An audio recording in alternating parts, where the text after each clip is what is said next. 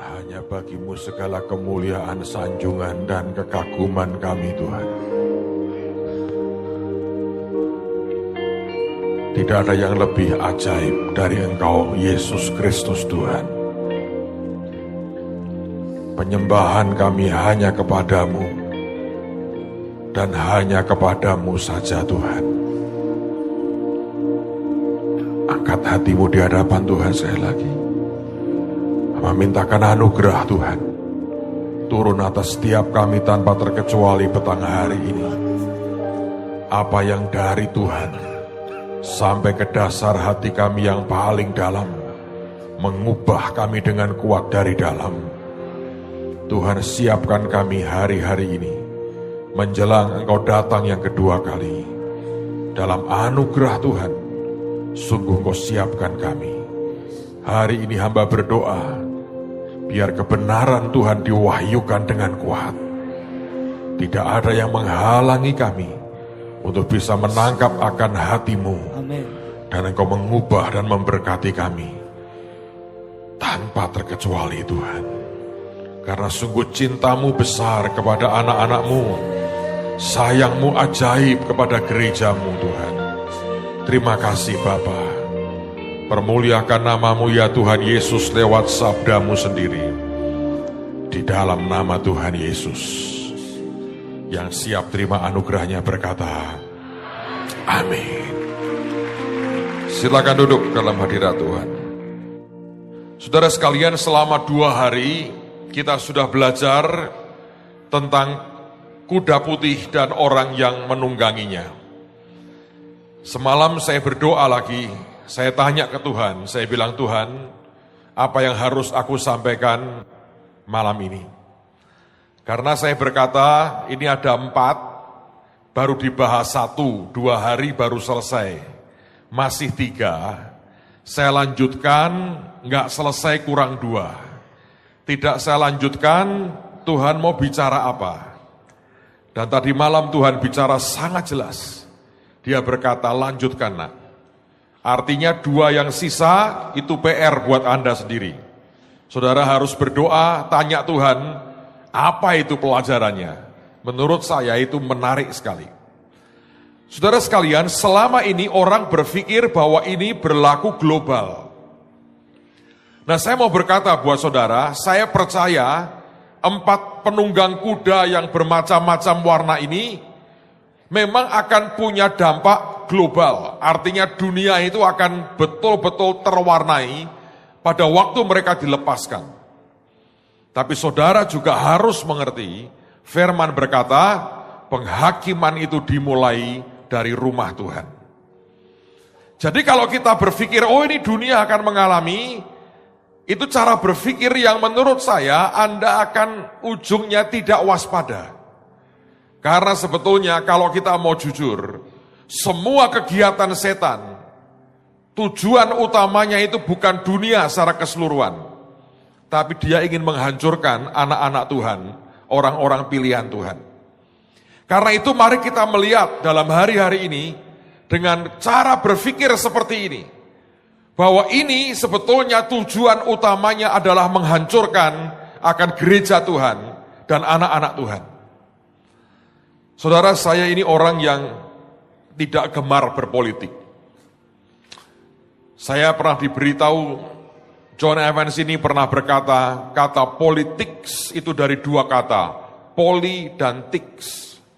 Poli itu bermacam-macam, tics itu kutu busuk sebetulnya, yang kerjaannya menghisap darah. Jadi kalau Anda berpolitik, Anda sebetulnya bagian dari kutu busuk. Yang dihisap itu darah rakyat. Dan seringkali tidak peduli, dan itu beda sekali antara yang digembar-gemborkan waktu kampanye. Dan gawatnya orang Indonesia itu ajaib loh saudara. 1 orang nyanyi saja, heboh. Bayangin, 1 orang nyanyi lagu Kristen, heboh. Dipikir, wah penuh Roh Kudus ini. Ini pilihan kita. Itulah, maka saya berkata gini ya, kenaifannya saya berdoa dirubah jadi ketulusan.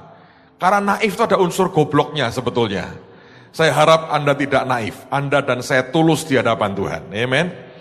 Nah, dan saya Sekarang kita lagi gereja tidak berpolitik ya, tapi gereja berdoa, gereja peduli. Makanya kan kita buat ada gerakan 14. Tanggal 14 nanti jam 2 siang dihimbau semua berdoa buat bangsa. Dan setelah itu tiap tanggal 14 jam 2 siang kita dihimbau berdoa buat bangsa. Saya berharap lebih dari itu ya. Kita tiap hari doakan bangsa ini. Karena kalau saudara nanti mengerti lebih jauh lagi, waduh, saya berpikir nih ya, yang namanya rakyat sekian banyak itu cuman bidak-bidak yang harusnya cuma dikorbankan untuk sebuah kepentingan yang mengerikan. Kemarin saya berkata, saya cukup 3 hari ini di Washington DC. Saya bilang sini, gila bener ini. Dan orang mengatakan itu kota paling jahat di dunia, menurut saya iya. Bukankah artinya bukan penodongannya banyak, bukan saudara. Kelasnya sudah bukan nodong lagi. Kelasnya ngatur negara lain, ngobrak-ngabrik negara, buat perang, buat kerusuhan untuk sebuah tujuan-tujuan yang mereka ingin capai. Dan makin hari saya melihat dengan mata sendiri. Sebetulnya kalau orang mengatakan selama ini ada teori konspirasi, Anda ngerti itu? Ada sekelompok orang yang diyakini ingin menguasai dunia. Dulu orang berkata itu sebuah teori, belum tentu itu benar. Tapi makin hari saya mau berkata buat saudara, saya yakin itu benar sebetulnya. Saya nggak mungkin, ini bukan cerita akhir zaman, jadi kita jangan berpikir saya akan melanjutkan cerita soal Washington DC. Ada Pak Lukas di sini, tetangganya, dia tinggal di Philadelphia, deket-deket dengan sana, tanya beliau lah. Tapi saya mau berkata buat saudara, gila. Dan itulah sebetulnya mau tidak mau tahun lalu Tuhan berkata, aku akan bawa kamu ke panggung dunia. Ketika saya lihat itu menjijikkan saudara. Dan sekali lagi, tapi kita punya Tuhan yang luar biasa. Bagian saya sebagai hamba Tuhan menyiapkan umat Tuhan untuk Yesus datang segera kali yang kedua. Saya sudah melihat itu dan saya mau berkata buat saudara, itu menjijikkan dan mengerikan. Saya selama 3 hari itu saya banyak termenung, hati saya sedih sekali. Saya ingat bangsa kita, saya berkata, waduh, saya bilang Tuhan, ini sebetulnya kalau bukan karena campur tanganmu, entah akan jadi seperti apa. Tapi kita percaya ada destiny Tuhan yang luar biasa buat kita. Amin. Ujungnya Yesus akan memerintah sebagai raja di atas segala raja. Kalau ujungnya seperti itu membuat hati saya merasa peace. Saya berkata, apapunlah yang kalian rencanakan, Tuhanku akan pegang kendali atas segala sesuatunya. Amin. Nah, dalam hidup Anda dan saya itu juga harus seperti itu. Saudara harus percaya kita punya Tuhan yang pegang kendali, Tuhan yang mengendalikan semuanya, Tuhan yang begitu mencintai kita, dan Tuhan yang sangat ingin membuat anak-anaknya menikmati anugerah. Saya selama di Amerika, saya mengalami 2 berkat yang saya terima dari Indonesia. Dan saya kalau merenungkan 2 hal ini, saya berkata, Tuhan, betapa Engkau ingin berkata kepada semua orang, hatimu ingin melihat anak-anaknya diberkati. Hatimu ingin melihat anak-anaknya mengalami mujizat. Yang pertama itu ada seorang jemaat kami, dia notaris saudara. Dia bersaksi begini, dia BB saya, dia bilang, Pak ini luar biasa. Saya tadi pagi subuh jam 2:30 dibangunkan Tuhan. Dan Tuhan berkata, doa nak, sebab hari ini berkatmu besar akan turun. Aku akan memberikan kepadamu berkat yang besar. Doa nak. Terus dia doa. Dan hari itu jam 10 pagi, dia berkata, dia bersaksi, Pak Tuhan itu luar biasa. Saya diberi uang orang 100 juta rupiah. Ketika saya dengar itu, sebetulnya kalau buat beberapa orang, ya itu uang kecil Pak. Buat banyak orang itu uang besar. Buat dia sebetulnya adalah, Tuhan ngomong subuh, jam 10 pagi duitnya datang. Dan tiba-tiba Roh Kudus berkata, nak kamu bisa ngerti gak? Betapa Tuhanmu itu begitu antusias, ingin memberkati anak-anaknya.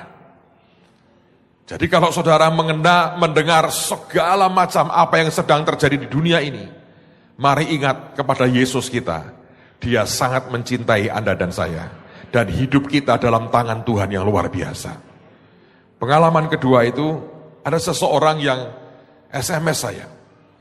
Sejujurnya saya secara pribadi tidak kenal dia. rasanya jemaat, tapi saya mohon maaf ini, susah ngenali terlalu banyak dan bukannya mengeluh karena jumlah banyak, malah kurang menurut saya. Tapi keterbatasan manusia lah saudara ya. Dan ini seorang anak Tuhan, dia berkata gini, Pak doain ya, ayah saya namanya ini sedang sakit. Dan komplikasi macam-macam, sekarang kami bawa ke rumah sakit. Saya ngasih komentar, saya bilang, saya bantu doa, kamu tetap percaya ya. Beberapa hari kemudian, masuklah SMS kedua. Dia berkata, Pak bantu doa, keadaan ayah saya makin memburuk, kesadarannya makin drop, bantu doa Pak. Otak saya berkata, aduh mati ini kira-kira. Tapi sebagai hamba Tuhan, saya mau berkata, ayo sembahyang lagi, saya bantu doa. Saya terus terang walaupun singkat, saya bilang Tuhan, kalau masih ada sisa anugerah buat hidupnya, berikanlah supaya dia bisa selesaikan tugasnya. Masuk SMS ketiga, saya pikir sembuh. Berkata, Pak, koma Pak keadaannya sekarang. Dari sakit memburuk koma. Anda kalau sudah begitu itu pertanda apa? Coba. Hah? Pertanda apa? Berarti Anda kurang percaya. Sudah mendahului Tuhan. Loh, ya toh? Kau berat gak mati itu dari mana? Yang punya hidup, yang ngatur hidup itu Tuhan bukan kita kok. Tapi karena cara berpikir kita sudah terlalu negatif. Dan kita mungkin sudah terlalu melihat banyak hal yang seperti itu. Kita berkata, matilah. Dan begitu koma, dia telepon saya ini anaknya. Dan dia berkata begini, Pak, saya minta dengan hormat. Tolong Bapak berdoa dengan ayah saya. Lalu dia berkata gini, kalau tidak keberatan Pak, saya tempelkan HP saya di telinga Bapak saya. Tolong Bapak doakan. Oke, saya berkata begitu. Lalu ditempelkan, dia bilang, sudah Pak, saya doa, saya sebut namanya. Saya bilang, Pak, cari Tuhan, teriak sama Yesus. Ngomong, Tuhan aku mau selesaikan tugasku sampai garis akhir. Bertobat kalau ada kesalahan. Teriak ke Tuhan. Ngomong begitu ya, terus tak ajak doa. Amin. Ya, saya nggak dengar dia mengaminkan orang koma, saudara ya toh. Sudah, saya berangkat ke Amerika. Tiba di Amerika, saya dapat SMS. Puji Tuhan Pak, sudah bangun Bapak saya. Ketemu Tuhan Yesus, bangun. Terbukti Anda sering mendahului Tuhan. Kok mati gimana hidup saudara? Masih ada harapan buat orang yang percaya kepada Tuhan. Kenyataan bahwa kita harus belajar soal akhir zaman. Kenyataan ada 4 kuda dan 4 penunggangnya dan semua bicara yang tidak baik. Kita harus mengerti sebagai orang percaya. Tapi tidak boleh membuat iman kita goyah. Ini harus diwaspadai, ini serangan yang real, dan sebagai orang percaya, Anda dan saya harus mengatakan, Tuhan, aku beritahu aku apa yang harus aku lakukan. Amen. Nah, sekarang mari kita lanjutkan, nanti 2 kuda lain, kalau perlu bulan depan, tanggal berapa ya Februari ya? 3, 4, 5 ya, saya harus ke Australia dulu 3 hari. Tahun ini adalah tahun yang haleluya, tahun ini tahun haleluya. Aduh, saya kadang-kadang kalau melihat jadwal saya itu saya berkata gini, Tuhan Yesus, terima kasihlah untuk anugerah. Tapi ini jadwal yang luar biasa, saya harus, tahun ini saya baru pulang, nanti saya harus ke Australia 3 hari. Pulang dari Australia saya SHRK dengan saudara. Lalu kemudian bulan April saya ke Qatar kalau tidak salah. Lalu ada jadwal entah kemana, ke Belanda bulan Mei ke Belanda saya. Bulan Mei ke Belanda saya sudah lupa saudara. Nanti bulan Oktober saya diundang lagi, ini kayak yang buat National Prayer Breakfast, yang buat parlemen Jepang yang Kristen. Dan kalau tidak ada perubahan saya diminta untuk ikut bicara di pertemuan itu. Biasanya Perdana Menteri Jepang akan ikut. Saya nggak tahu ini panggung dunia, saya mencoba untuk melihat, ngikuti apa yang roh Tuhan kerjakan. Well anyway, kita akan coba selesaikan 1 kuda lagi, dan yang 2 kita lihat kalau Tuhan mau, nanti 3, 4, 5 kita lanjutkanlah. Sisa 1 hari malah kalau yang bulan depan, kalau Tuhan izinkan. Oke, sekarang mari kita lihat Wahyu pasal yang ke-6. Kitab Wahyu pasal yang ke-6. Saya ajak Anda melihat mulai ayat yang pertama. Saya lihat ayat pertama, ayat yang kedua, dan ayat yang ketiga. Karena ada hal yang tadi malam Tuhan tunjukkan itu ajaib sekali. Wahyu 6 ayat yang pertama. Maka aku melihat anak domba itu membuka yang pertama dari ketujuh meterai itu, dan aku mendengar yang pertama dari keempat makhluk itu berkata dengan suara bagaikan bunyi guruh, "Mari." Dan aku melihat sesungguhnya ada seekor kuda putih, dan orang yang menungganginya memegang sebuah panah, dan kepadanya dikaruniakan sebuah mahkota. Lalu ia maju sebagai pemenang untuk merebut kemenangan. Kita sudah bahas dalam 2 hari. Ayat yang ketiga. Dan ketika anak domba itu membuka meterai yang kedua, aku mendengar makhluk yang kedua berkata, "Mari." Dan majulah seekor kuda lain, seekor kuda merah padam, dan orang yang menungganginya dikaruniakan kuasa untuk mengambil damai sejahtera dari atas bumi, sehingga mereka saling membunuh. Dan kepadanya dikaruniakan sebilah pedang yang besar. Saudara, kalau Anda memperhatikan, maka ini ada hal yang aneh sebenarnya. Kita seringkali hanya fokus kepada kuda dan yang penunggangnya dengan 4 warna yang berbeda itu. Tapi kalau Anda jeli memperhatikan, dari ayat yang pertama, itu sebetulnya yang meneriakkan perkataan, "Come, mari dan lihatlah." Itu adalah 4 makhluk. Coba dilihat. Di ayat yang pertama dikatakan, aku mendengar yang pertama dari keempat makhluk itu berkata. Nah, kalau nanti Anda lihat urutannya dalam kitab Wahyu juga, makhluk pertama itu wajahnya serupa singa. Dan dia yang berkata, "Lihatlah," lalu muncul kuda putih. Tetapi ketika sampai kepada kuda merah padam ini, maka itu yang teriak adalah makhluk yang kedua. Tadi malam saya berdoa, saya menghadapkan ayat ini, saya bilang, "Tuhan, ajari aku, supaya aku bisa ngerti ini artinya apa." Ketika saya baca, saya bilang, "Tuhan, aku tidak melihat sesuatu yang bisa dijelaskan, ayatnya terlalu datar atau pendek, dan terlalu gamblang berkata, ya ini akan terjadi orang saling bunuh-membunuh, orang bisa mengatakan ini zaman perang." Tuhan berkata, "Jangan salah, nak. Lihat dengan baik." Ketika saya baca lagi ayat itu pelan-pelan, saudara, Tuhan berkata, "Lihat yang meneriakkan itu makhluk yang berbeda."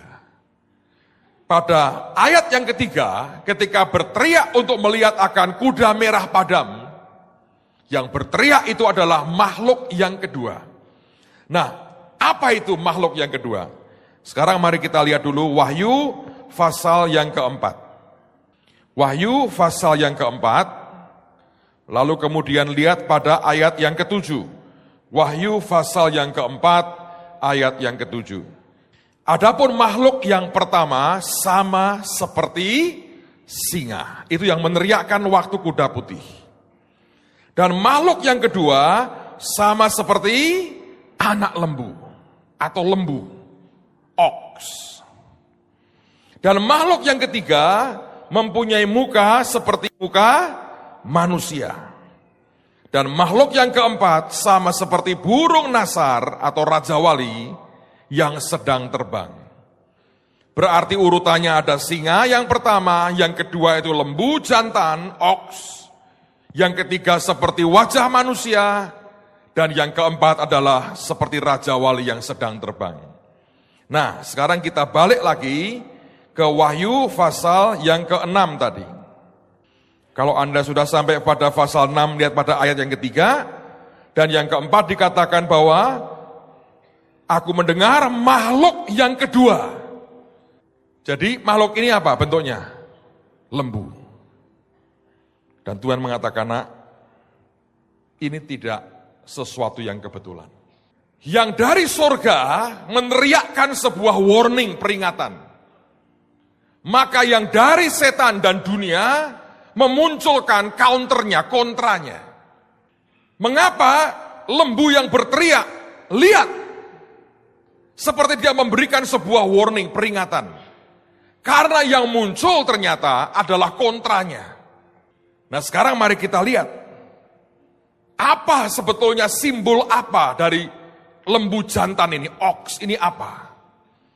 Saudara, ternyata binatang ini buat orang Israel merupakan binatang yang luar biasa.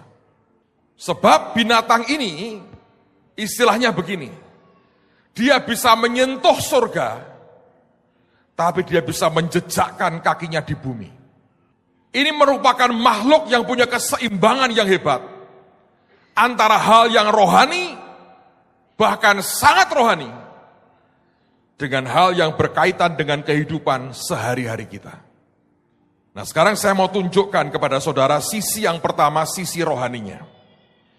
Ini ada hal yang luar biasa. Yang pertama Anda harus mengerti bahwa lembu itu, ox itu, merupakan hewan yang dipakai untuk yang namanya peace offering. Atau korban pendamaian. Dan kata peace di sini dari kata shalom. Dan itu yang akan diambil oleh kuda merah dan yang menungganginya. Firman berkata dia akan mengambil damai sejahtera dari mana? Dari bumi. Itu bukan begini, oh kita jadi gampang emosi Pak, bukan. Yang pertama-tama adalah yang diambil itu shalom antara kita dengan Tuhan. Yang dikacau itu hubungan kita dengan Bapa di sorga. Saudara, yang namanya shalom Tuhan, berdamai dengan Tuhan, itu segala-galanya. Kalau Anda dan saya bermusuhan dengan Tuhan, you are finished. Tapi orang yang punya kehidupan yang damai, peace dengan Tuhan, berdamai dengan Tuhan, atasnya blessing akan diberi. Saya ajak Anda melihat coba dalam kitab Imamat, pasal yang keempat, lihat pada ayat yang ke-10.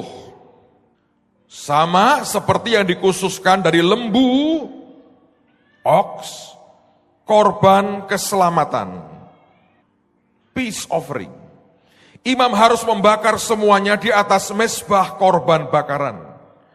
Jadi lembu itu dipakai untuk sebagai korban pendamaian, peace offering. Bayangkan kalau kita jadi orang yang tidak ada damai dengan Tuhan, tidak berdamai dengan Tuhan. Dan ini sebuah awal yang mengerikan. Oh Pak, kita damai dengan Tuhan, belum tentu saudara.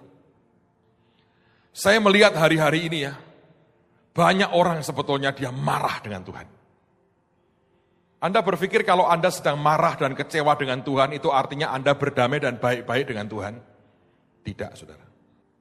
Jangan berpikir bahwa oh dunia akan dibuat perang saudara, perang dunia lagi. Mungkin. Tetapi bayangkan kalau itu menghantam kehidupan kita. Berapa banyak orang yang berteriak begini. Mana Tuhan janjimu? Engkau sudah berfirman begini-begini. Padahal ya menurut saya sebagian itu Tuhan gak pernah berfirman begitu loh. Perasaanmu aja. Tapi toh Tuhan yang disalahkan. Berapa banyak sikap kita itu sebetulnya kurang ajar dengan Tuhan. Ujungnya sebetulnya hanya karena kita, maaf ini seringkali duitnya habis. Berkatnya nggak ada. Sepertinya meleset janjinya. Dan tiba-tiba ledakan kemarahan keluar dari hati kita. Kita nyalahkan orang lain. Kita nyalahkan hamba Tuhan. Dan ujungnya kita menyalahkan Tuhan. Saudara, Anda mesti belajar. Dalam segala hal, mari hidup berdamai dengan Tuhan. Pak, pacar saya mengkhianati saya. Tetap berdamai dengan Tuhan. Mungkin Anda layak mendapatkan 10 kali lebih hebat dari pacarmu itu yang agak brengsek. Pak, kelihatannya saya yang brengsek. Nah, puji Tuhan juga Anda bertobat. Surga Anda akan mendapatkan. Tapi berapa banyak orang berkata, saya sudah mimpi 30 kali Pak kawin sama dia. Kok dia hari ini kawin sama orang lain? Tetap berdamai dengan Tuhan. Ada banyak hal yang mata kita tidak bisa melihat. Yang Tuhan rencanakan. Berapa banyak orang-orang yang dikecewakan, tanda petik. Tapi sejujurnya saya mau berkata buat saudara, Tuhan tidak pernah salah. Kalau ada yang salah dalam segala sesuatu, selalu dari pihak kita. Tapi kita tidak pernah merasa bersalah. Di zaman itu orang mempersembahkan lembu sebagai peace offering. Persembahan untuk pendamaian. Supaya didamaikan dengan Tuhan. Penunggang kuda merah padam ini diberi karunia, diberi anugerah. Diberi kuasa, maaf. Untuk mengambil shalom itu. Dan itu seringkali sudah terjadi dalam kehidupan kita. Kita kecewa, kita marah. Anda datang ke seorang hamba Tuhan, engkau berpikir engkau akan mengadukan halmu. Dan engkau berharap engkau akan dibela. Kenyataannya enggak. Hamba Tuhan hanya semenit, doa aja ya, doa, yang penting doa. Keluar dengan marah, tanpa ada ngerti, dia lagi mencret sebetulnya hamba Tuhannya ini. Siapa yang tahu? Tapi kemarahan membuat tiba-tiba kita berontak. Dan kita berkata, sudahlah gak usah Tuhan-Tuhanan segala. Saudara, ini bahaya loh. Kemarin 2 hari kita sudah belajar adanya namanya akar kepahitan. Tiba-tiba kita bisa pahit, kecewa, marah. Ada orang-orang yang cita-cita hidupnya ingin hidup dalam kemewahan dan kekayaan. Maka dia paksakan diri bergaul dengan orang-orang yang dia pikir punya uang. Dan itulah impian dalam hidupnya. Tapi tiba-tiba Tuhan berkata yang berbeda. Seperti dibongkar sarang kita. Dan kita seperti menukik tajam dan terjerembab di dasar jurang. Kita marah dengan Tuhan.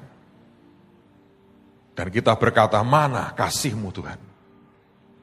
Padahal Tuhan sedang menyelamatkan Anda dari neraka. Saya berdoa dalam kasih Tuhan.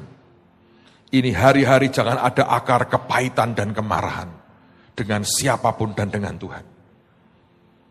Ada orang-orang yang seperti dikhianati, ditikam dari belakang. Dan kita begitu kecewa. Dan begitu marah. Berhenti marah, saudara. Berdamai dengan Tuhan. Pada waktu kami ikut acara National Prayer Breakfast, salah seorang anggota Kongres Amerika dari Partai Republik memberikan sambutannya. Dan dia cerita, walaupun menurut saya ini sindiran yang mengerikan, tapi ini fakta. Dia berkata begini, pada waktu pertama kali saya dipilih jadi anggota Kongres, keluarga saya, teman-teman saya berkata, itu tempat mengerikan loh. Dunia politik itu selalu menikam teman dari belakang. Lalu kemudian dia tertawa. Terima kasih buat nasihatmu. Tapi kamu lupa mungkin, aku ini diaken gereja puluhan tahun. Sering tiap hari ditikam dari belakang. Diaken itu kerjanya tikam menikam. Gereja sudah mendidik aku, jadi diaken gereja merupakan sudah kebal aku, ditikam dari belakang. Dan aku sudah apal siapa yang suka nikam, kumisnya seperti apa, matanya seperti apa, gua sudah tahu pokoknya. Pengalamannya apa jadi diaken gereja, saudara, mabuk enggak? Kalau Anda jadi diaken gereja, Anda calon politikus yang luar biasa. Kebal dengan semua pengkhianatan, kata dia begitu. Kita semua tertawa. Tapi itu sebuah sindiran yang sebetulnya mengerikan. Bahwa dalam gereja seringkali yang terjadi seperti itu. Karena itu cari Tuhan dan lekatkan hatimu hanya kepada Dia. Saudara, saya merasa sangat kuat di hati saya. Ada banyak orang, Anda sedang marah, engkau sedang kecewa, engkau mengharapkan sesuatu, dan engkau berharap Tuhan akan memberi, dan ternyata itu bukan. Saudara, Anda bisa melakukan apapun yang kau mau untuk melampiaskan kemarahan. Tapi ingat, penunggang kuda merah itu mengambil shalom dalam kehidupan kita. Yang pertama, apa hebatnya lembu ini? Lihat sekarang Yehezkiel, kitab Yehezkiel, lihat pada pasal yang pertama, ayat yang ke-10. Ini ada 4 wajah lagi, tapi urutannya agak berbeda. Nanti saya akan ajak Anda membandingkan dengan Yehezkiel juga di pasal yang berbeda. Nanti Anda lihat ada perubahan di situ. Lihat dulu Yehezkiel pasal pertama, ayat yang ke-10. Muka mereka kelihatan begini. Keempatnya mempunyai muka manusia di depan, muka singa di sebelah kanan, muka lembu di sebelah kiri, dan muka Raja Wali di belakang. Jadi tetap 4 wajah ya, walaupun urutannya sedikit beda. Tapi 4 wajah, wajah manusia, singa, lembu, dan Raja Wali. Oke, tetap 4 wajah. Sekarang coba bandingkan dengan Yehezkiel juga pada pasal yang ke-10. Dan kalau Anda sudah sampai pada pasal 10, lihat pada ayat yang ke-14. Ini beda urutannya, tapi coba Anda ngerti perubahannya di mana. Kita lihat ya, Yehezkiel 10:14. Masing-masing mempunyai 4 muka. Muka yang pertama ialah muka kerub, yang kedua ialah muka manusia, yang ketiga ialah muka singa, dan yang keempat ialah muka Raja Wali. Di mana bedanya? Kerub menggantikan apa? Lembu. Sebetulnya bukan menggantikan, saudara. Lembu itu ya kerub itu ternyata. Dalam wujud yang lain. Itu kerub. Dan kita mengerti kerub ini merupakan malaikat penjaga. Muncul pertama kali setelah Adam dan Hawa jatuh dalam dosa, maka pohon kehidupan dijaga oleh kerub dengan pedang berapi yang menyala-nyala. Nanti waktu Musa suruh membangun akan tabut perjanjian, maka penutupnya diberi gambar apa? Patung apa? Kerub. Saudara, ini malaikat yang ada di hadapan tahta Tuhan. Lembu itu merupakan korban. Kenapa korban pendamaian? Sebab hanya orang yang berdamai dengan Tuhan, dia bisa menghadap tahta kasih karunia-Nya.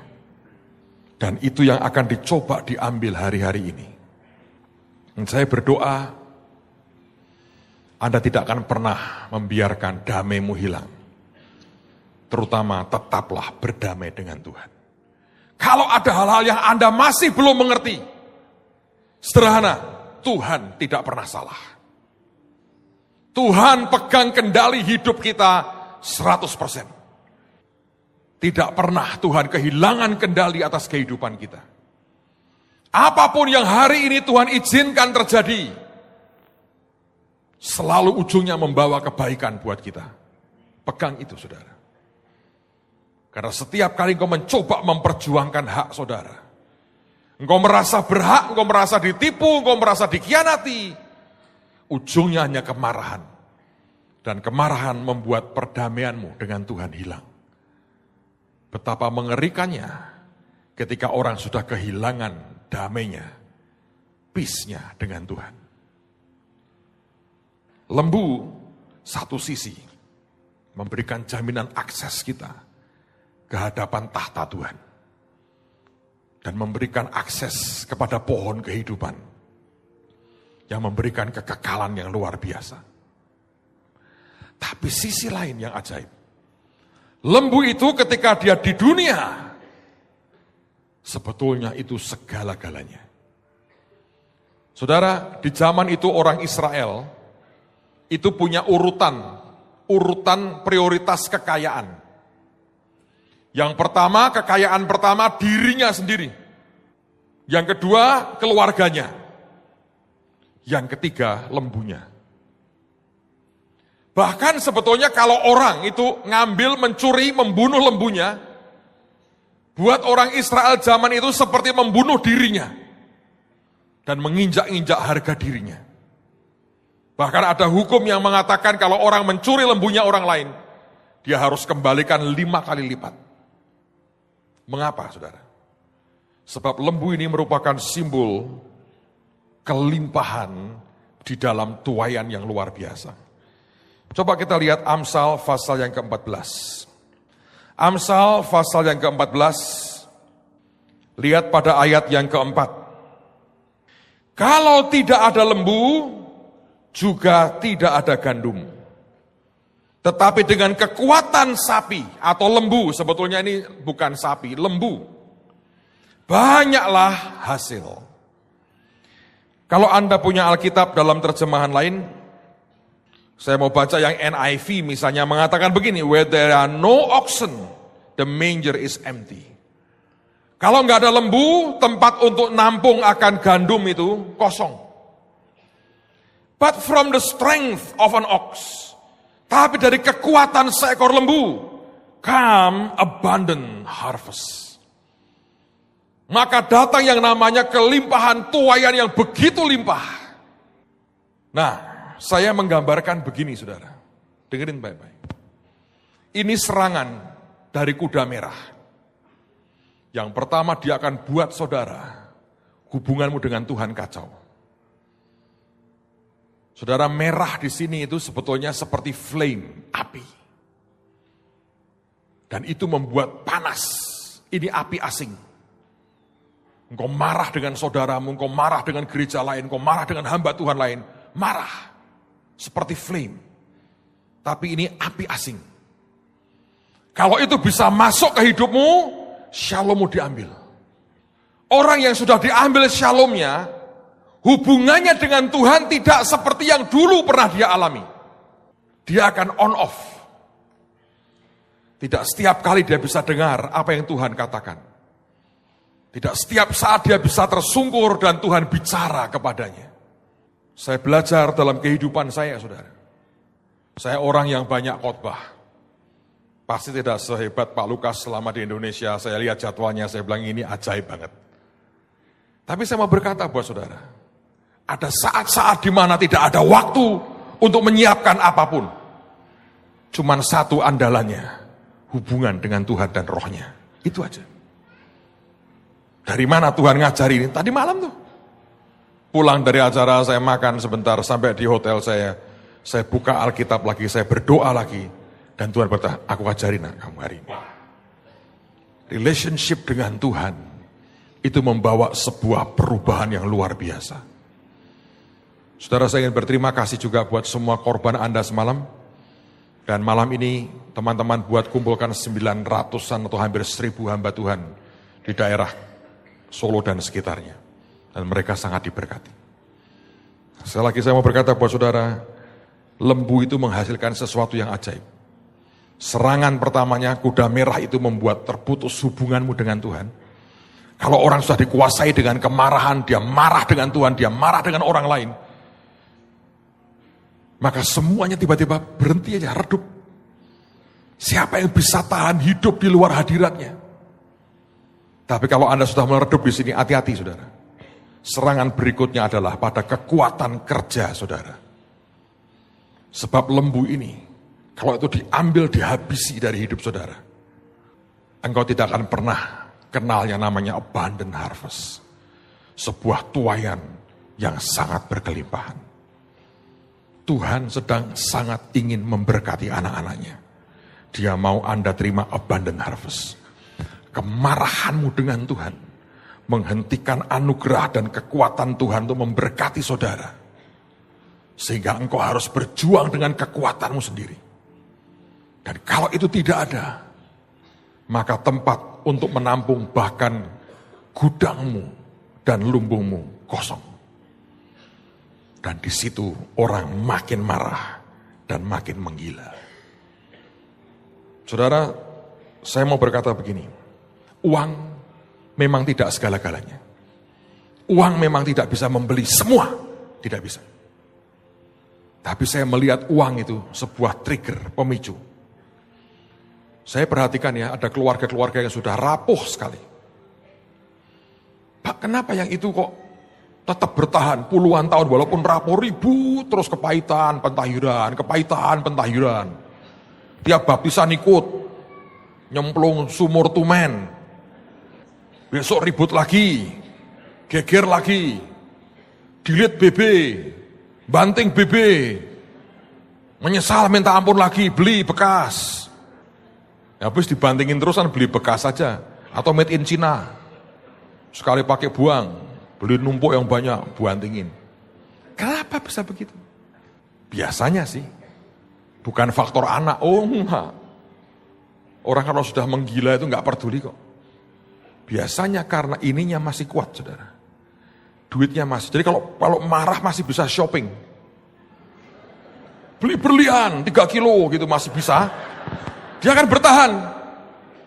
Tapi kalau sudah marah duitnya seret bubar, saudara. Mau anak 30 terlantar gak urusan. Anakmu bukan anakku. Kenyataan. Semua itu triggernya itu nanti ujung akhirnya di duit. Kan ada orang mengatakan, ada uang, abang disayang. Tak ada uang, Anda mengerti lebih dari saya. Dalam hal ini tidak mendahului Tuhan. Tapi itu kan kenyataan toh. Bener kan? Hubunganmu yang kacau dengan Tuhan, efeknya akan parah. Efeknya akan sampai kepada di fisik, di jasmani. Sebetulnya kalau Anda ngerti ini fungsi lembu ini, dia ke atas sebagai kerup, ke bawah dia kerja dengan dahsyat. Memberikan sebuah jaminan abundant harvest buat kita. Dengan kata lain, apa yang kita dapatkan dari sana, itu akan turun ke bawah. Kalau ini dirampas, ini diambil, finish. Dan berapa banyak anak Tuhan ngancam-ngancam murtad, ngancam-ngancam tidak ikut Tuhan Yesus. Anda sedang menghancurkan dirimu sendiri. Dan gawatnya penunggang kuda ini diberi pedang yang besar. Dan kata pedang ketika saya pelajari artinya sebuah penghukuman berdasarkan akan keadilan atau hukum. Penghakiman berdasarkan hukum. Saudara tahukah itu artinya apa? Setiap ada perkataan dan perbuatan saudara yang melanggar Tuhan, dia nuntut ke Tuhan untuk Anda bayar harga. Dan banyak orang dengan enteng berkata, oh saya berani bayar harga Pak. Sementara Anda belum tahu harga seperti apa yang harus dibayar. Hari-hari ini, mari minta roh Tuhan jagai perkataan kita. Jagai. Kesombongan yang terucap membuat kejatuhanmu cepat. Dan semua keteledoran bicara akan membuat tuntutan setan akan ditujukan kepada saudara. Dan dia bawa pedang untuk mengeksekusi kesalahan secara hukum. Saudara, karena itulah saya mau berkata, satu sisi dia datang sebagai kuda dengan api asing membakar kita untuk panas. Anda tahu Musa kan? Alkitab berkata dia teledor, mereka memahitkan hatinya, sehingga dia teledor dengan kata-katanya. Langsung dipotong. Tidak bisa masuk tanah Kanaan. Seperti itu cara kerjanya.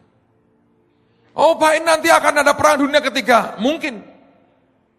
Kalau manusia mencoba mengendalikan alam semesta, dia pasti hancur kok. Tapi sebelum kita ngomong perang dunia ketiga, mari bicara perang di batin masing-masing ini, saudara.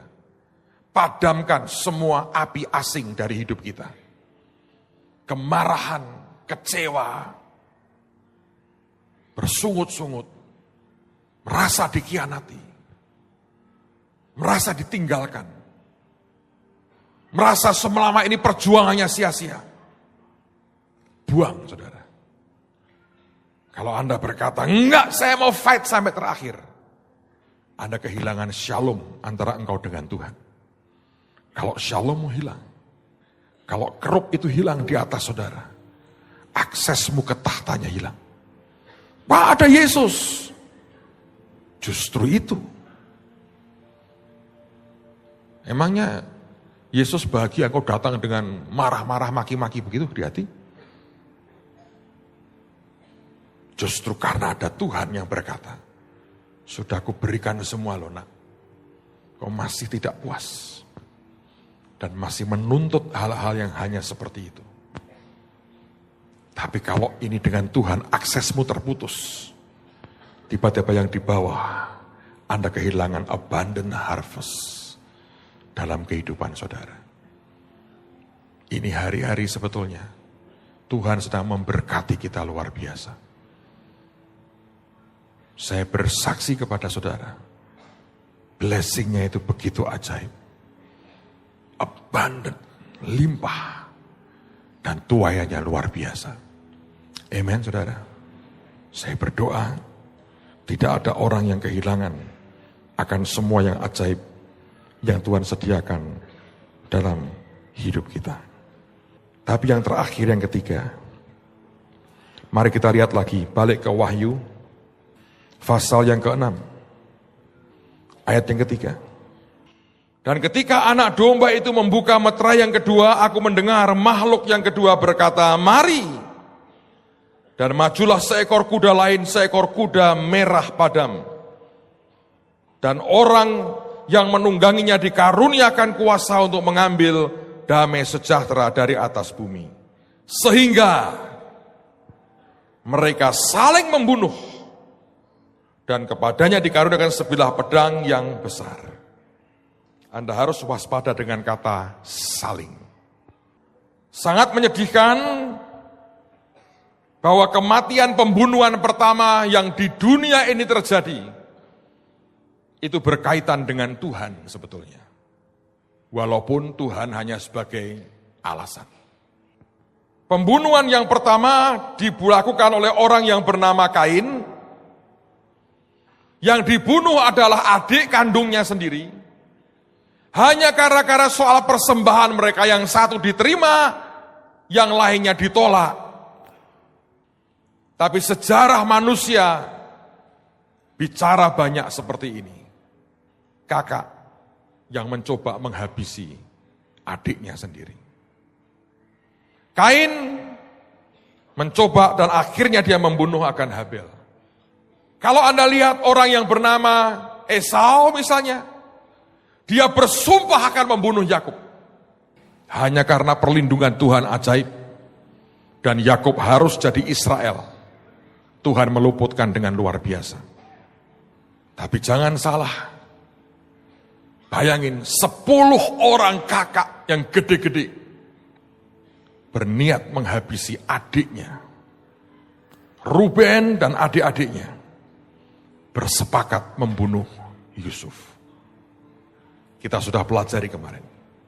Jangan lupa Saul, Raja Saul. Dia raja, dia mertua. Dan bukankah berapa kali tombaknya dilemparkan ke arah Daud. Selalu ada story after story yang menyedihkan sekali. Tapi mengapa tidak terjadi perang, Pak? Sebab kata salingnya tidak muncul di situ. Tidak pernah Alkitab berkata, maka Kain memukul Habel dan Habel terpelanting, diambilnya batu, disambitnya Kain. Dan Kain itu bocor kepalanya, lalu Kain datang lagi dengan tongkat gada besi, dihajarnya Habel. Dan Habel berkelit, diambilnya pisau, ditusuknya kaki Kain. Sehingga dia teriak-teriak dan berkata, aku butuh kain, aku butuh kain. Maka namanya Kain untuk perban.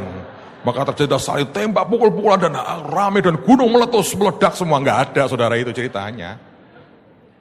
Cuma satu pihak. Tapi keadilan Tuhan tetap keadilan Tuhan. Hal yang sama dengan Esau dan Yakub. Enggak ada cerita, maka Esau bersumpah, Yakub pun bersumpah. Maka Esau memberikan korban bakaran berupa domba batibul.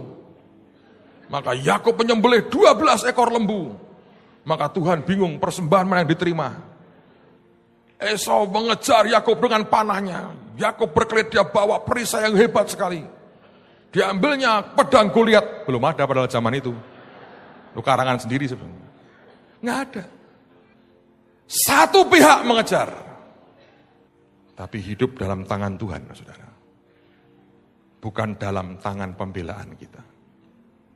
Bahkan ketika Yusuf dijual, nggak ada ketika saudara-saudaranya datang meminta gandum, maka Yusuf membuat teka-teki dulu. 50 kali 5.555 berapa ayo? Maka mereka semua nggak bisa menjawab, maka Yusuf berkata, penjara. Nanti 14 tahun lagi ya kamu tak bebasin. Nggak ada. Cuma satu pihak ingin mencelakai, membunuh. Yang satu tidak membalas dengan perbuatan yang sama. Lihatlah cerita mertua bernama Saul. Berapa kali tombaknya dilemparkan ke Daud. Tapi berapa kali Daud punya kesempatan tancap, tusuk habis mertuanya. Tidak pernah dia lakukan. Motong ujung jubahnya aja berdebar-debar. Tapi kalau kita memotong orang lain sambil bersiul-siul, saudara bayangin. Kalau sudah ada niatan mau membalas, kalau ada niatan ingin pukul balik, Anda sudah kena itu. Tapi kami dianiaya Pak. Pembalasan biar jadi haknya Tuhan, bukan kita. Biar tangan kita ini bersih. Kita perang dengan perang Tuhan. Jangan kotori tangan kita dengan apapun yang jahat. Amin, saudara. Kalau engkau mau terhindar dari bahaya yang namanya kuda merah padam ini, hati-hati dengan kata saling. Makanya Tuhan kan ngajari, tampar pipi ini, kasih pipi yang satu lagi, kan begitu kan? Bukan tampar pipi, gua tampar balik. Satu hari saudara, ada seorang hamba Tuhan cerita dengan menangis. Dia ketemu dengan orang Nigeria pada waktu itu. Anda tahu Nigeria kan terbelah dua ya. Separuh itu Kristen, separuh sepupu kita. Maka ada seorang pendeta dengan ketawa-ketawa, dia cerita tentang keadaan negaranya. Ini terjadi sudah sekian belas tahun yang lalu. Dia berkata begini, Pak Pendeta, di negara kami sering perang.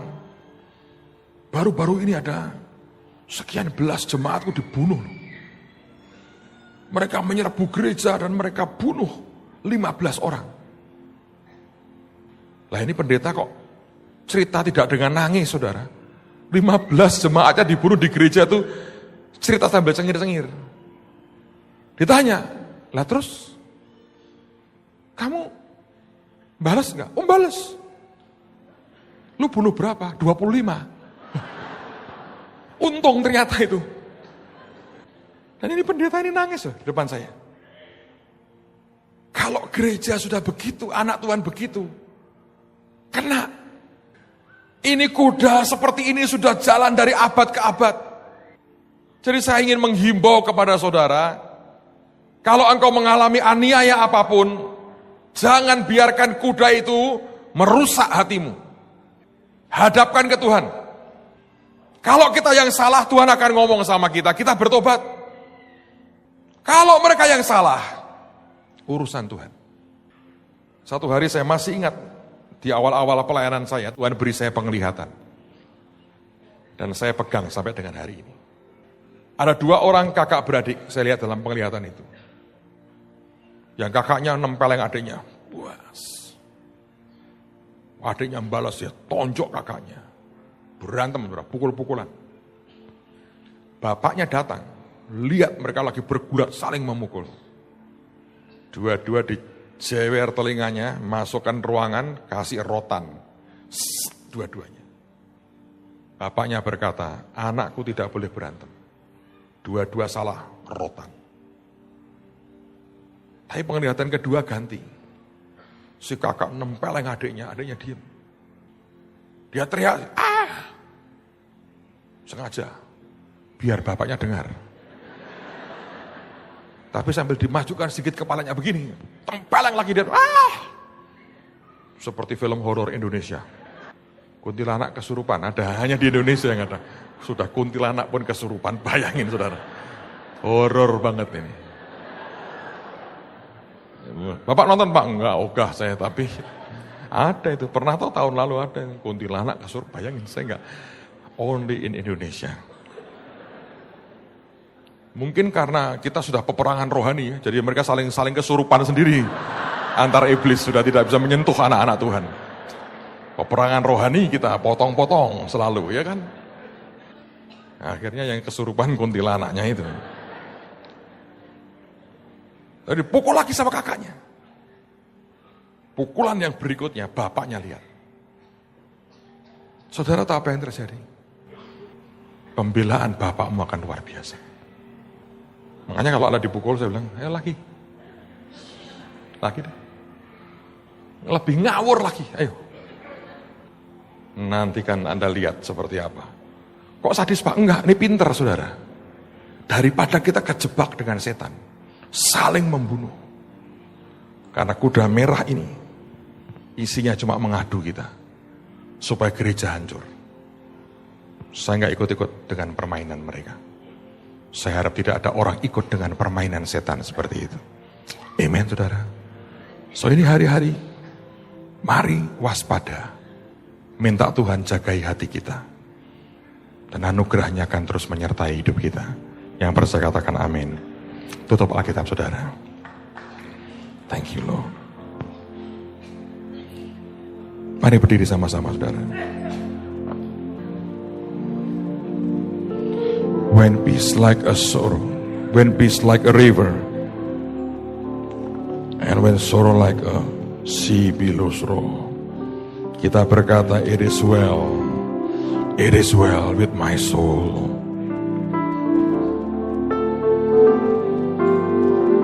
Makasih Tuhan.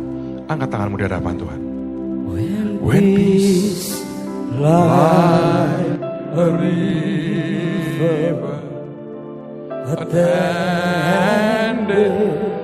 my way, when sorrows like sea billows roll, whatever my Lord thou hast taught me to say, it is well with my soul, it is well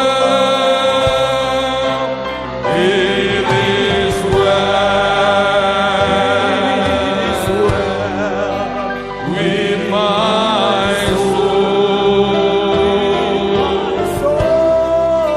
it is well with my soul.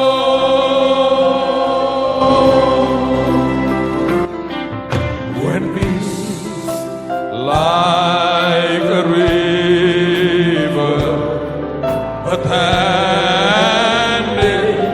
my way, when sorrows like seas billows roll,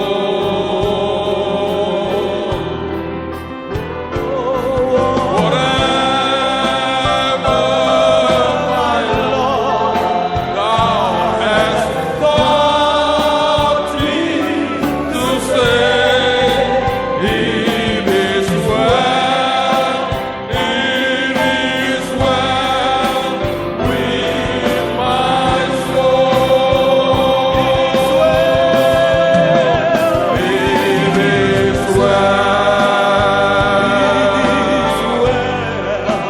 with my soul,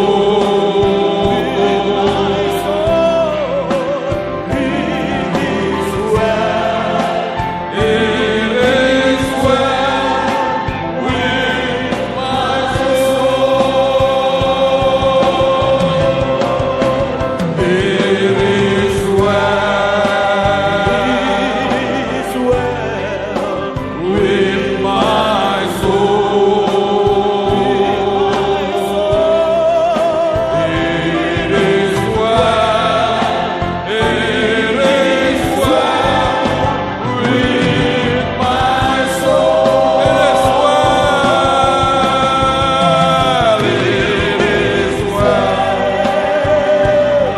it is well with my soul, it is well with my soul, it is well with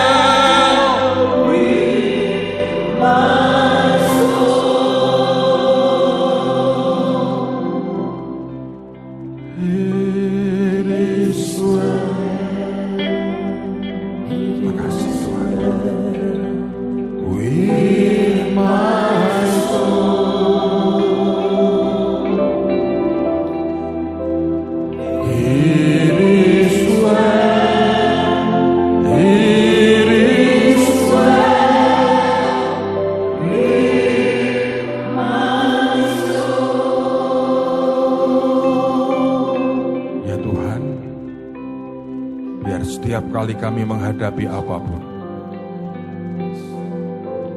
kuda merah ini tidak akan pernah berakibat apapun dalam hidup kami. Karena Engkau sudah mengajar kepada kami. Apapun itu, kami berkata, semua baik buat jiwaku. Semua dalam kendali Tuhan, dan tidak ada yang di luar kendali-Mu. Bakar semua akar kepahitan, kecewa, marah, yang membuat shalom kami tercuri. Dan biar direstorasi kembali hubungan kami dengan Engkau ya Tuhan. Tidak ada kemarahan, tidak ada kepahitan, tidak ada kekecewaan. Saya diingatkan Tuhan cerita tentang orang hamba yang terima talenta hanya satu. Kemarahannya dengan Tuhan membuat apa yang dia pikir dia punya itu pun diambil daripadanya. Kalau hubunganmu dengan hati dan tahtanya sudah rusak, abundant harvestmu pun tidak akan pernah ada. Sebab hidup kami bergantung hanya kepada Tuhan dan hanya kepada kemurahan-Mu saja. Angkat tanganmu di hadapan Tuhan, saudara. Hamba minta proteksi, hamba minta keajaiban Tuhan, hamba minta anugerah-Mu dilimpahkan dalam nama Tuhan Yesus. Terima kasih Tuhan. Buat kami tumbuh lebih ajaib lagi dengan Engkau. Kota ini butuh pasukan yang kuat untuk berdiri di hadapan Tuhan bagi bangsa dan kota ini. Makasih Tuhan. Malam ini kami mau menyembah Engkau dengan harta kami. Saudara, sungguh-sungguh doa nih, biar lahir dari hubungan-Mu dengan tahtanya dan hatinya, bukan dari kebiasaan. Engkau bicara Tuhan, dan kami melakukan dalam nama Tuhan Yesus. Semua berkata, silakan duduk saudara. Amen. When peace like a river attended my way, when sorrows like seas billows roll,